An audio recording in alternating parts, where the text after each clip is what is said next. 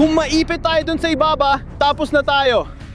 Diretsong bumangga sa bangin at nababaliw na ako. Kailangan ko ng makakain na yon. Di ko alam saan tayo matutulog ngayong gabi. Umupo ka sa tabi ng apoy at magluto.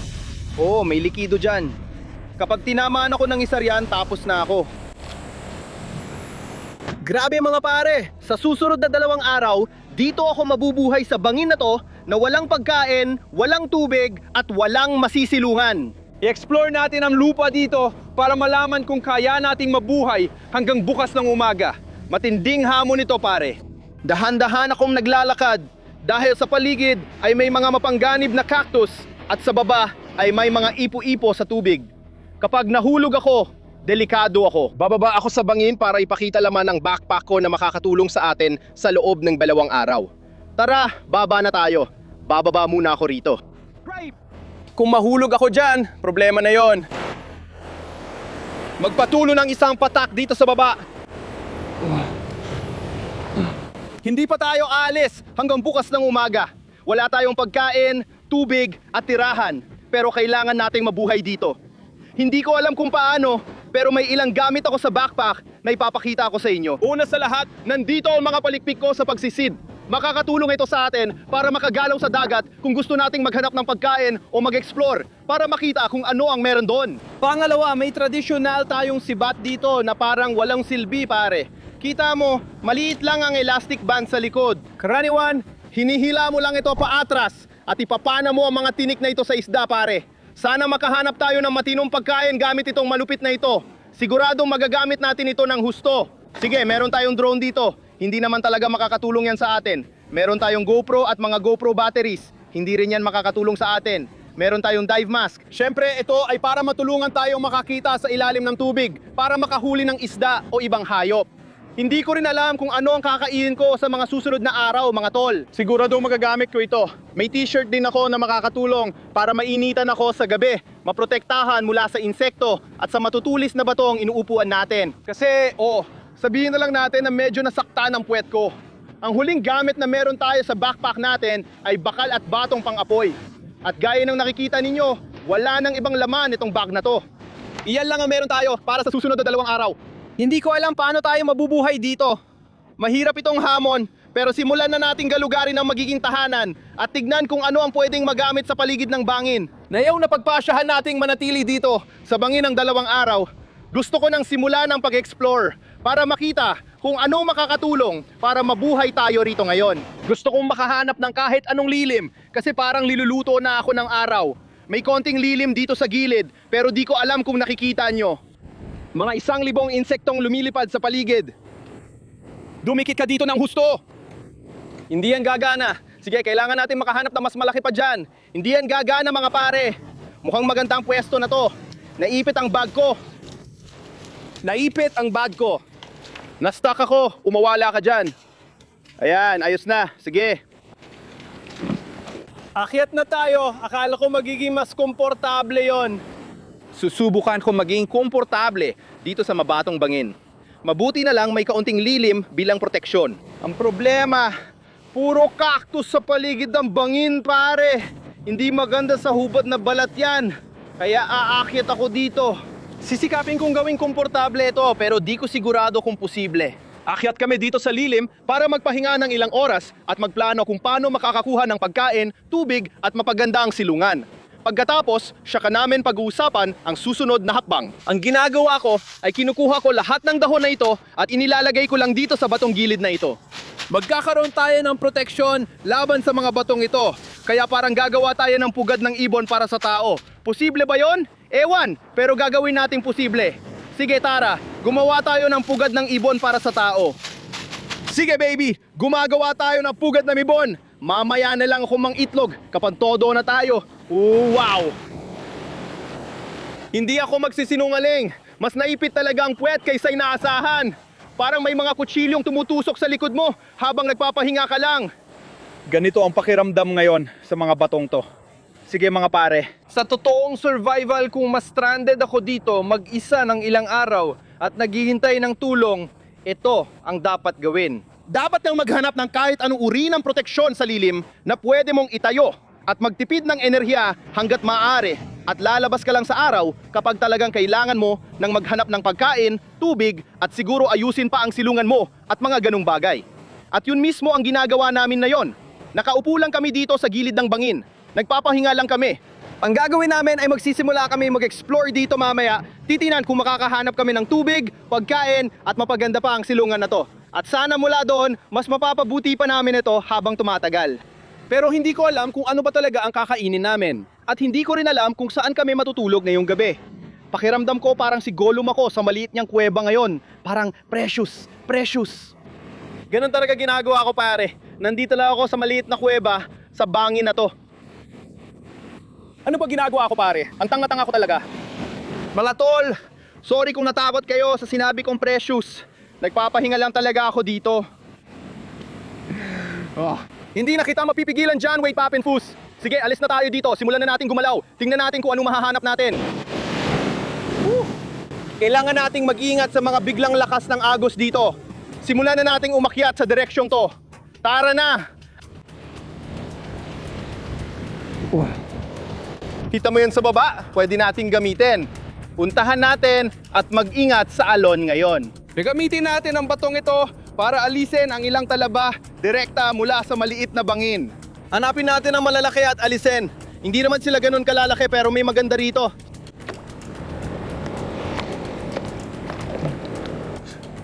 Ayan mismo. May sariwang talaba tayo, baby. Bagong kuha sa bangin. Tikman natin.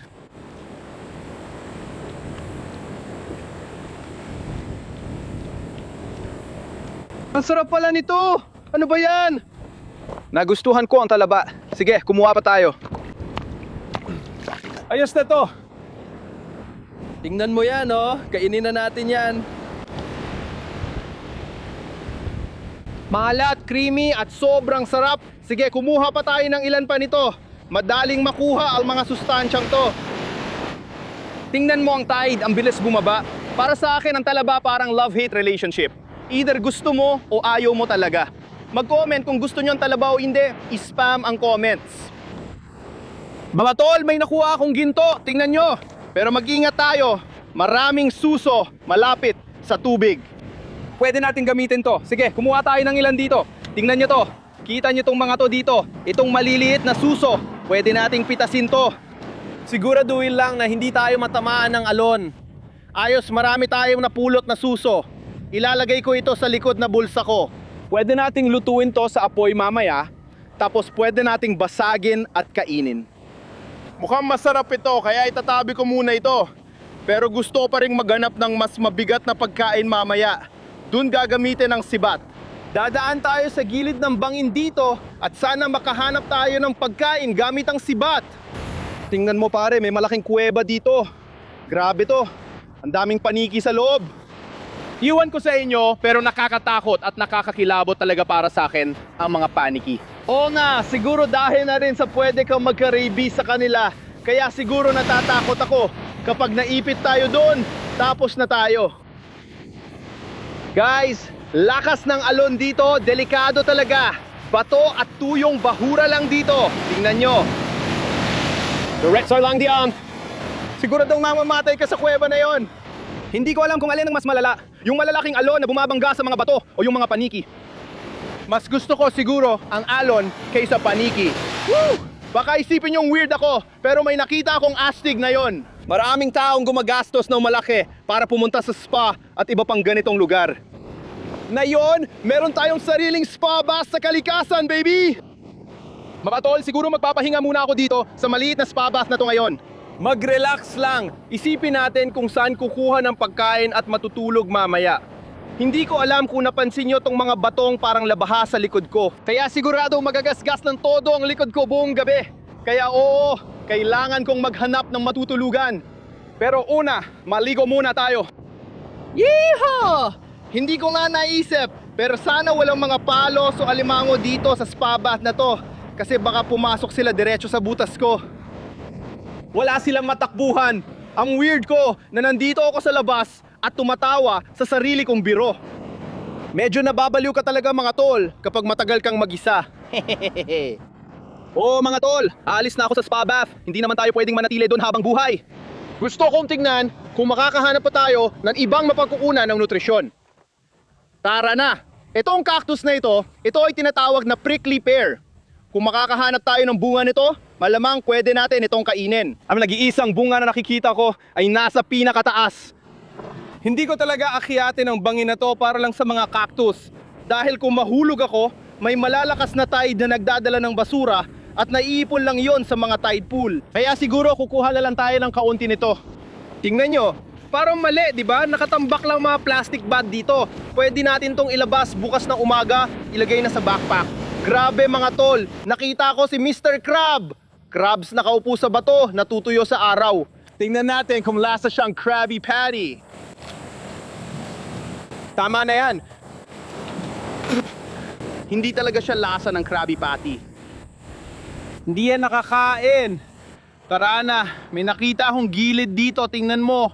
Parang patagang likod at nasa lilim. Pero tingnan mo, walang mauupuan. Maliit lang talagang pwede upuan dito. Kaya iniisip ko kung kaya kong igulong ang malaking bato para gawing upuan. Sige, igulong na natin ang bato at gawin nating higaan. Mangyayari na to. Tara, Wado. Wade! Anong nangyayari? Tara! Woo!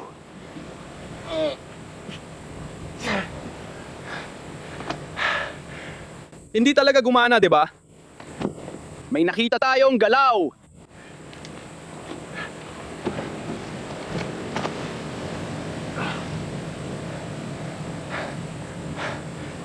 Sick. Hindi gumagana yan. Tingnan mo tong gagamba.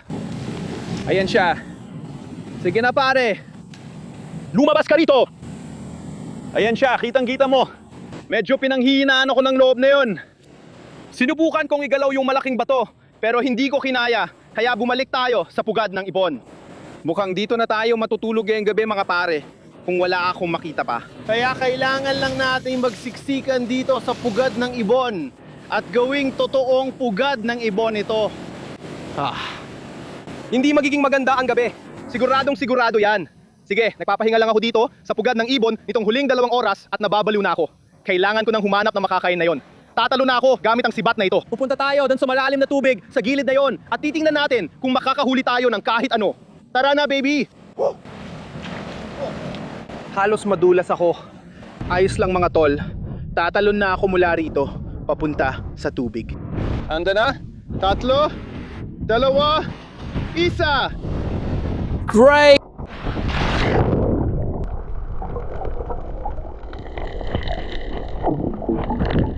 Solid ang talon na yon mga pare. Malakas ang agos kaya bilisan natin at isuot ang maskara at palikpik. Hanap tayo ng pagkain. Tara!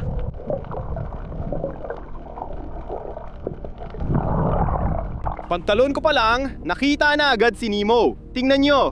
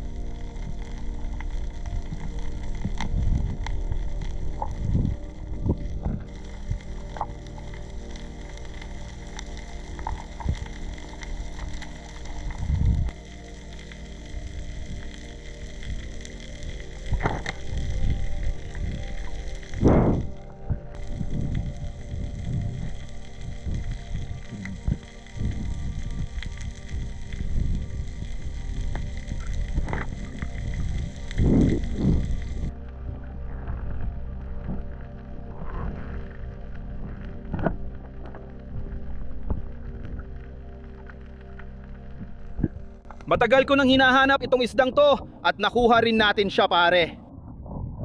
Kailangan pa natin kumuha ng mas maraming pagkain mga tol. Hindi ito sasapat para sa hapunan ko. Kaya balik tayo doon at tingnan natin kung makakakuha pa tayo ng isa pa o ng medyo kakaiba. Tara na!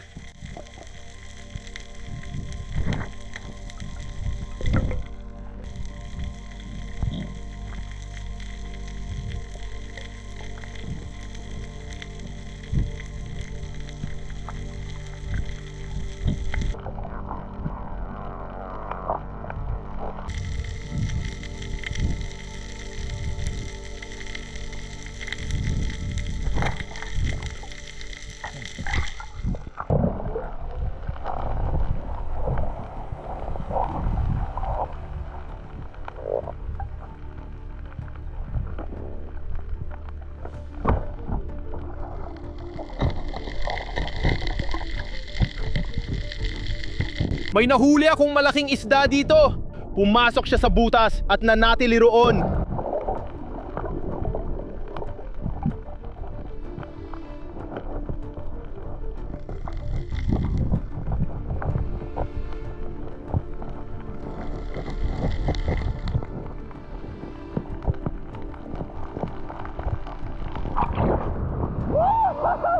Tingnan mo yan, babe!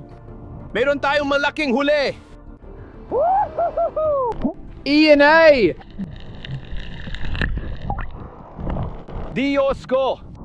Di ako makapaniwala na nakuha ko yon. Gamit lang ang hawak kamay na sibat. Ang saya ko.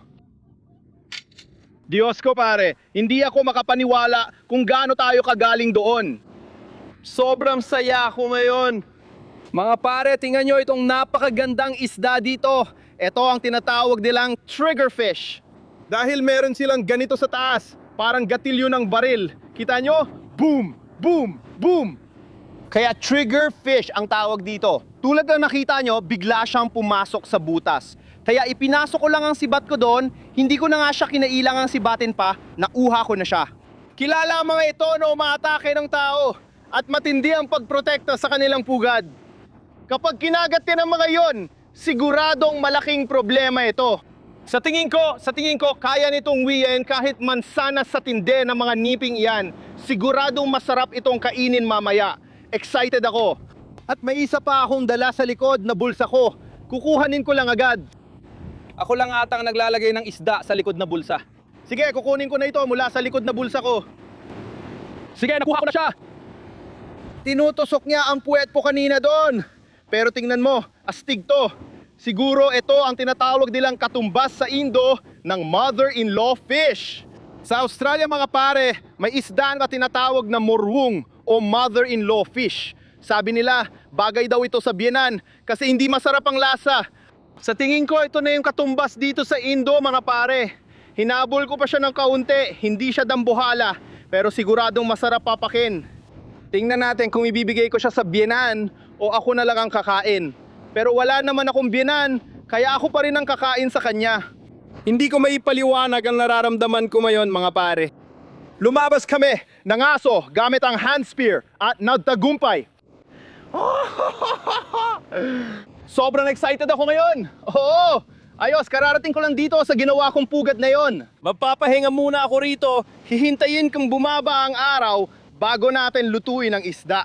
May mga bagay akong ipapakita sa inyo na makakapapasarap sa isda. Ipapakita ko ito kapag nagsimula na tayong magluto. Astig to! Woo! Kapag nahulog ako doon, tapos na ako baby. Sige, nakakita lang ako ng parang siguro medyo malilim na parte dito sa gilid ng bangin. Kita nyo dyan sa baba, dyan banda yung kinalalagyan ng trough. Magpapahinga lang muna ako dito sandali. Kailangan kong siguraduhin na hindi ako makatulog. Dahil kapag gumulong ako, siguradong mahuhulog ako sa patibong ng kamatayan na to. Magpapahinga muna ako dito sa bangin. Sa totoo lang, hindi naman masama. Kaya magpapahinga lang muna ako dito sandali at palilipasin ng oras, tapos lulutuin na natin yung isda ha. Ang badal talaga ng oras ngayon. Sige mga tol, pakiramdam ko sobrang alat at maalikabok ako ngayon pare. 3-4 na oras na akong nakaupo sa lilim. Siguro pwede na tayong maghanap ng mga pwedeng gamitin para magsindi ng apoy at maluto ang isda na nahuli natin kanina. Sobrang sunog na balat ko at ang alat ko na. Mukhang bibigyan ko ang sarili ko ng 1 oras para makababa dito sa bangin. Maghanap ng mga mapagkukunan, magluto, magpalaman ng tiyan at pagkatapos ay kailangan nating bumalik dito para sa gabi. Pare, di masaya ang pagbabalik dito. Hanap muna tayo ng mapagkukunan sa gilid ng bangin. May mga kahoy at iba pa. Tara, hanap tayo ng gamit kasi tulad na nakikita nyo, wala talagang kahit ano dito kaya hindi ako makagawa ng apoy. Ilalapag ko lang dito, isda natin. Grabe tol, tignan nyo to. Ang ganda ng Indonesia pare, sobrang lupit. May mga puno ng niyog dito pre, pati niyog sa taas. At dito tayo mapapapoy ngayong hapon. Hindi ko maipaliwanag kung gaano kasarap sa pakiramdam na makaalis sa bangin na yon mga tol.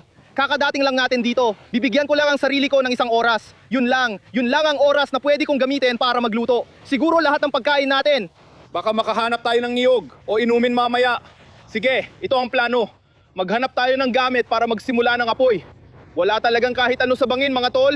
Kaya hindi ko alam kung paano mo inaasahan na mabubuhay ako kung wala talaga akong paraan para magsimula ng apoy. Kaya ang ginagawa natin ngayon ay nangongolekta tayo ng pang-apoy. 1 oras lang, iluluto natin ng isda. Babalik tayo doon para sa gabi mamaya. Hindi ko alam kung bakit pa ulit-ulit kong pinaalala sa sarili ko.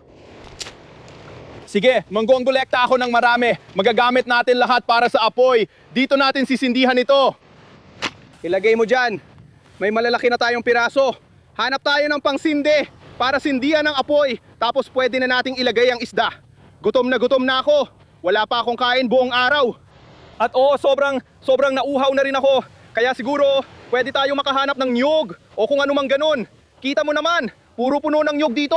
Titingnan ko kung makakahanap tayo ng maiinom. Tingnan natin dito. Basta wag lang itong mga ito mahulog sa akin. Silipin lang natin sandali. Wala! Nabuksan na yon. Kunin ko itong isa. Uy, may likido itong isa. Hindi siya sariwang buko pero may laman pa siyang likido. Kita nyo, nagsisimula ng tumubo dyan. Kukunin ko na lang ang likido dito, mga tol. Di ko sure kung sariwa pa, pero ito lang meron tayo. Kung hindi, tiisin na lang natin hanggang bukas. May likido na tayo ngayon. Kailangan lang nating buksan ito. Tara, mag-ipon pa tayo ng pangsinde para sa apoy. At pagkatapos, meron na talaga tayong pagkain at tubig hanggang bukas. Pero mukhang maganda talaga to. Kita mo, sobrang gaan at tuyo lang itong damo na to. Basta makuha natin yung tuyong damo, ayos na yon. Ang gusto kong gawin ay ipadaan lang ang mga kamay ko dito. Lahat na makukuha ako, puro patay na bahagi. Hindi ko rin alam kung anong senyales ang gusto ng Diyos ipaabot na yon. Pero may isa na namang bra dito. Bakit palagi kong nakikita ang bra ng babae sa tabing dagat pag nag-e-explore ako? May kahoy pa tayo dito. May nakita akong puti dyan. Pengatong! Sige mga pare, nandito lang ako ngayon para mangolekta ng mga gamit. At may astig tayong local legend dito. Anong pangalan mo? Anong pangalan mo? Sige, wala siyang pangalan. Puto ba ang pangalan niya? Tara na. Komang ang pangalan niya. Marami sa Indonesia ay tinatawag na putu o komang. Kaya komang din siya. Ganito ang fist bump. Ayan, ayos na. Sige, iimbitahan ko talaga siya na kumain ng isda kung mananatili siya dito sa baba. Sisindihan ko muna itong apoy at susubukan ko siyang tawagin papalapit. Wala kaming masyadong nagkakaintindihan na yon, kaya sisindihan ko na ang apoy. Papaliyabin natin at pagkatapos makakakain ng isda ang alamat na ito. Ganito, tungkol ito sa pagbabahagi. Pero oo, babalik tayo doon sa bangin mamaya-maya. Sindihan muna natin itong apoy. Kumpleto na tayo sa mga kailangan natin ngayon. Ito na ang sandali ng katotohanan. Oras na para magluto sa paglubog ng araw. Mga tol, nandito na ang bakal at flint. Pinaliliyap na natin para makapagluto. Imbitahan din natin ang ilang lokal kung gusto nilang sumama. Wala masyadong usapan ngayon mga tol, kaya hindi ko rin alam kung anong sasabihin ko sa kanila. Pero gusto ko nang sindihan itong apoy. Gusto ko nang iluto ang isda, tapos tingnan natin kung mapapalapit natin sila dito. Mamaya, babalik tayo sa bangin pagkatapos ng 1 oras para dun matulog ngayong gabi. Mukhang masaya yon. Tingnan mo to, napaapoy na natin. Tara na! Oh! Ang galing, Butter! Pare, nahirapan akong sindihan ng apoy gamit ang flint. Nakita ko ni Komang, bumaba siya at may dalang lumang posporo. Sabi niya, pare, anong ginagawa mo dyan sa flint? Kaya ginamit niya ang posporo. At tingnan mo to na ngayon, napaapoy na natin. Kaya sigurado ako, 100% na alamat talaga siya. Komang, maghahati tayo ng isda para makakain ka kasama ko. Niluto na natin ang isda, kaya lulutuin namin ito. Ako at ang alamat na ito. Mga tol, mula solo na survival mission, nakatagpo ko ng lokal dito sa tabing dagat at nagluluto kami ngayon. Ganito talaga palagi nangyayari sa akin. Dito, nagbabahagi kami ng good vibes at saya sa Indonesia. Sinisindihan na namin ang apoy at lulutuin ang isda. Nandito ang alamat na humihip ng apoy para manatiling buhay. Nandito ang isda natin mga tol. Ito mismo, ito yung tinatawag nilang mother-in-law fish na nabanggit natin kanina. Itong isda na to, pwede na agad ilagay sa ibabaw ng apoy. Lalagyan natin ng stick sa lalamunan niya at ilalagay sa apoy para ayos na yan. Itong isa naman, gusto ko lang ipakita sa inyo kung paano natin ito lilinisin. Sa totoo lang mga pare, makapal ang balat nito. Kita niyo naman. Literal na hahawaan ko lang itong balat at sana matanggal ko agad sa isang hila. Binabalatan ko lang siya mga pare. Kita nyo sa isdang ito. Ako at si Komang, magsasalo kami sa tabing dagat. Ayos, di ba? Tingnan mo ito. Talagang natatanggal lahat sa isang hilalang. Sige, si Komang ay pinaapoy ng todo ang apoy sa likod na yon. Nilinis ko na itong isda. Kita nyo naman ang isda dyan. Lahat yan ay puro laman lang. At itong malupit na ito, pwede na nating ilagay diretso sa apoy. Kaya Komang, paghahatian natin ito. Kukunin ko lang itong piraso ng kahoy. Kita mo, ganyan lang. At ang gagawin ko ay tutusok ko ito diretso sa lupa. Tatabi ng apoy natin, ganyan lang. Sigurado hindi gumagalaw at nananatili sa pwesto ang matabang bagay na yan. Pwede siyang umupo sa tabi ng apoy at maluto. Hindi ko alam nasaan si Komang, pero tatawagin ko siya. Ang hirap niyang patigilin dito mga tol, kasi lakad siya ng lakad. May trabaho at tungkulin siya, kaya tatawagin ko siya pabalik. Dahil tinulungan niya akong sindihan ang apoy. Sigurado akong makasakahan ni Komang to, kasi paikot-ikot lang siya sa mga puno. Hindi ko alam saan siya pupunta, kaya medyo nahihiya na ako. Tinulungan niya talaga akong sindihan ang apoy na to, tapos bigla na lang siyang nawala. Sinusubukan kong sabihin sa kanya ang bakar, na parang barbecue dito, pero para hindi niya maintindihan. Sana bumalik siya para matikman niya ang isda. Bihira ang pagkakataon na nahihirapan magsindi ng apoy gamit ang bakal at flint. Dumating siya, nagdala ng posporo, sinindihan para sa akin, tapos umalis. Hindi ko alam kung nasaan siya ngayon, pero siguro nasa taas lang sa mga palumpom may inaaani. Siguro dahil maraming puno ng prutas dito sa taas. Sana matawag natin si Komang pabalik para makasama sa pagluluto. Astig talaga siya.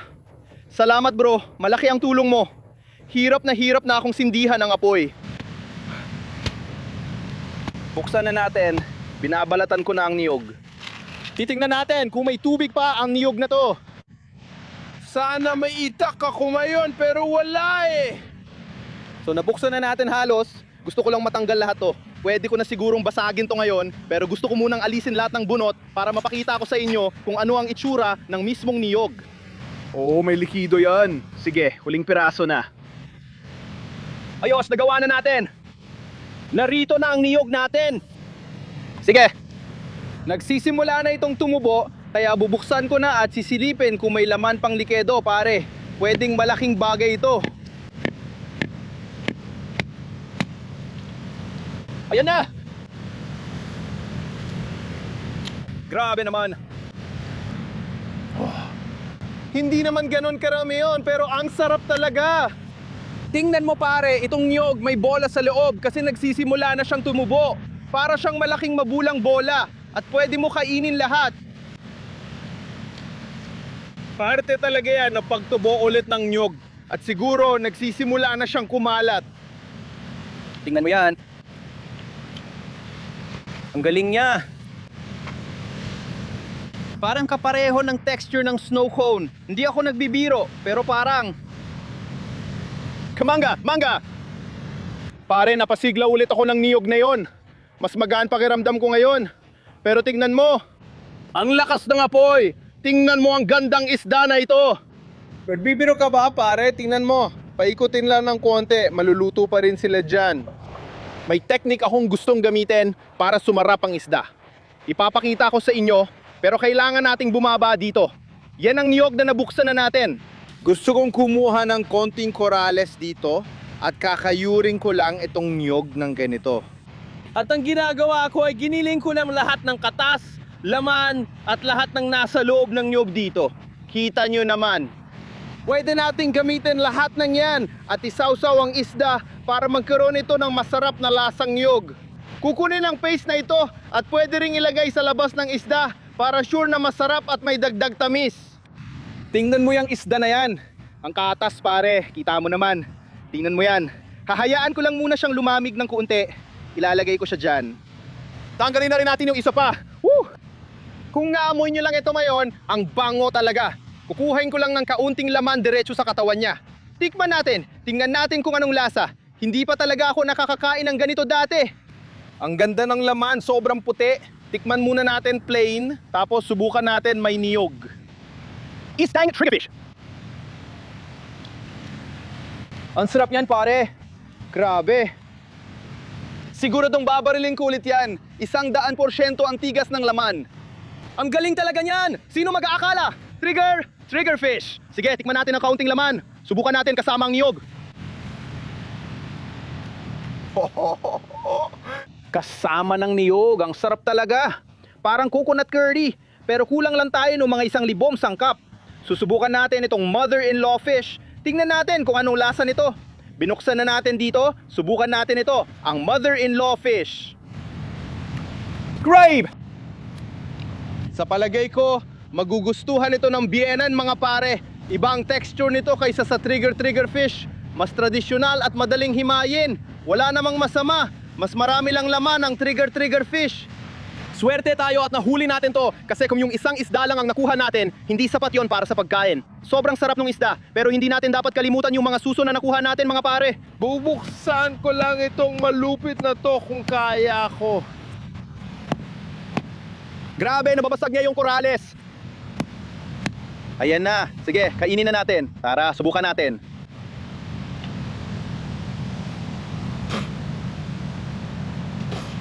May konting shell yon. Hindi talaga masarap ang mga suso. Dito na lang ako sa isda mga tol. Hindi talaga masarap ang mga suso. Sige, dumating na ang sandali. Ipunin natin ang gamit at ibalik sa bangin kung saan tayo magpapalipas ng gabi. Nakapagpaapoy tayo, nakapagluto ng pagkain at nakakuha na rin ng kaunting inumin para magpatuloy.